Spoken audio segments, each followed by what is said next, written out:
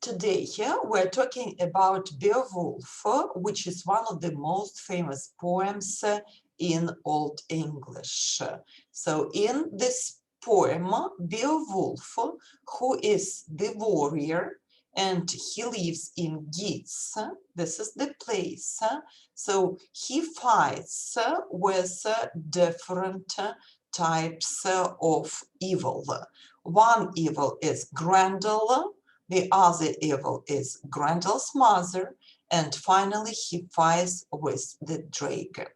Here we have to remember that Beowulf was created at the time of the Anglo-Saxon invasion, so they still remembered the place they came from the Scandinavia. So here we can see lots of names of the Danes and Swedes, and the place where Beowulf takes place, where the story is set, is also Scandinavia.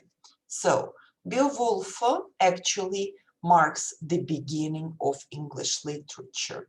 Beowulf is the earliest known piece of English literature, and it was written in Old English. The form of Beowulf is a poem. Its genre is a myth, and in general, Beowulf is an epic poem. An epic poem is a long narrative poem that tells about the great deeds of a hero. It is represented in a serious manner using elevated poetic language, and the hero represents the widespread values. The story is set in Geatland and Denmark, as we said, because the Danes lived there. But for Anglo-Saxons, for people who lived there on the territory of England, it is a once upon a time world, because they never traveled there. The time of Beowulf is around 8th century Common Era, and the main characters are: the protagonist is Beowulf, who is the epic hero, and Hrothgar, who is a king. The antagonists are Grendel, Grendel's mother, and a dragon. So Beowulf has 3 battles, and he defeats them in every battle. Beowulf is an epic hero, which means that he undertakes a quest to help the society.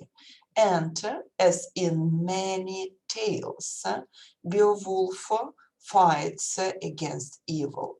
So the theme of the story is the good against the evil, when good wins over the evil. There are lots of motives or recurring themes in Beowulf. They are biblical and Christian allusions, pagan customs, social customs, traits of the warrior, and Beowulf boasts. So let's look at them. Biblical and Christian allusions. Probably they were added when Christian monks were rewriting the story of Beowulf. Pagan customs. So you know that before Christianity, Anglo-Saxons were pagans, so lots of customs still existed. Social customs. They tell us about how people lived at that time.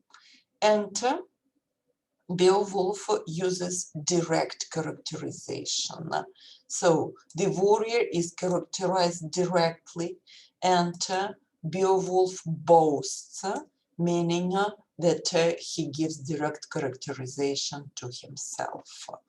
And as we have already seen, the conflict here is between the good and the evil. So it means that it's very typical for folklore and tales. The story structure is simple. It consists of 3 sections, and in every section, Beowulf has epic battles. Battle number one is with Grendel, battle number 2 is with his mother, and battle number 3 is with the dragon. The Anglo-Saxon literature here had very peculiar characteristics. It uses alliteration, which is the repetition of the first sound of words, like b, b, b, l, l, l, p, p, p, j, j, j. Then canning, which is a pause, caesura is a pause, and canning is a metaphorical phrase, like a riddle. For example, Wales home is sea, battle is the play of spears. And it uses caesura, which is a complete pause in a line of poetry. In general, Beowulf is a story that marks the beginning of the English literature, and that was written in Old English, but as it was written by the Christian monks, it also has some elements connected with it.